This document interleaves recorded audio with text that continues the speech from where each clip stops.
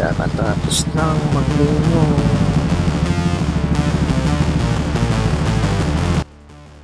So guys, nandito na tayo sa LTO portal. And ano lang natin to. Ayan. DB meter niya, 78.6 lang yung sa TRC Power 5. So pasado siya, TRC 5 yung gamit ko. Renewal of registration, ayan, private, MB online. So mix mo lang yan, tapos nandito, please provide us with your documents. Certificate of coverage and PNBIC inspection report. So ito, inspection report, nagbabaril na kasi. Ayan. Tapos ito yung certificate of coverage. Meaning ito, ata, yung sa insurance. Insurance kaya to, yung sa certificate of coverage. Meron din dito yung certificate of validation. So tingnan natin to. Tapos check PNBIC inspection report. So itong ano number niya, so MBIC. Nandito na pala yung ano no. Very ano, ito. Ay, MBIC number ito pala. Sa taas, 216 yung last. 260629. Okay. 216 yung last. Okay, validate na natin guys.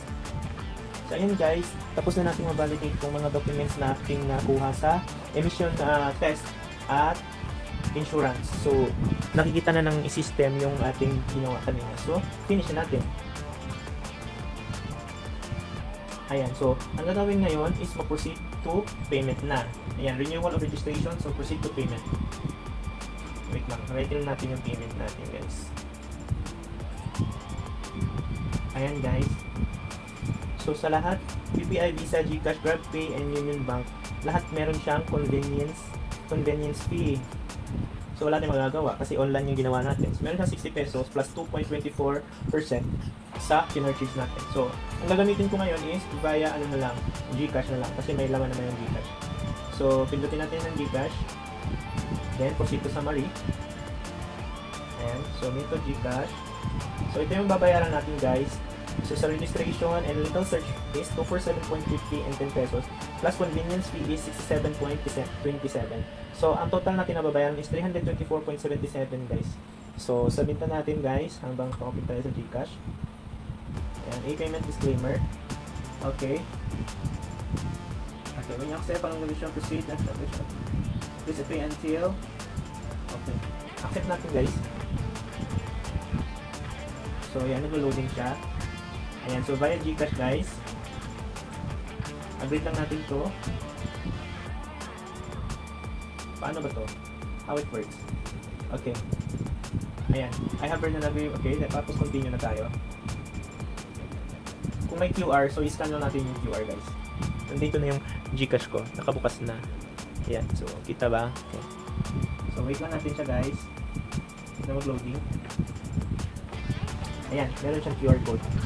So scan lang natin yung QR code niya. Ay, naglag naman yung GCash ko. Wait lang ha. Yun. My QR is not valid. Yun.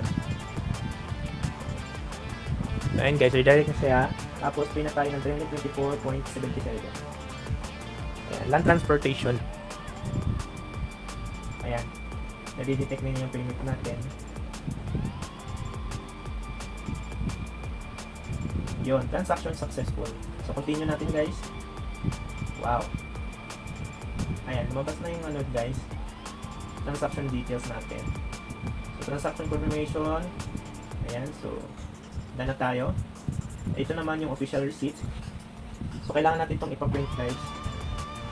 Ayan. Kailangan natin ipaprint. So ano ba? Print.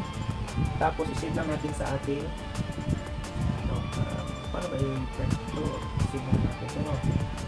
Lang. Save. Tapos okay. New OR. So downloads. So ayan na guys, meron na tayong bagong OR. Diba? Ganun lang kasimple. Ayan, makikita na. Diba? So guys. So that's it. Thank you so much. Okay, so ang ating nagastos for our renewal is 324.77 sa OR by online, and yung emission test or yung inspection system yung sa auto profile ay 690 pesos, and sa insurance nakabayad ako ng 470 pesos, 350 sa insurance, 120 sa ano yung coverage na sinabi niya dito yung second page, certificate of validation sa LTO, 690 470 plus 325.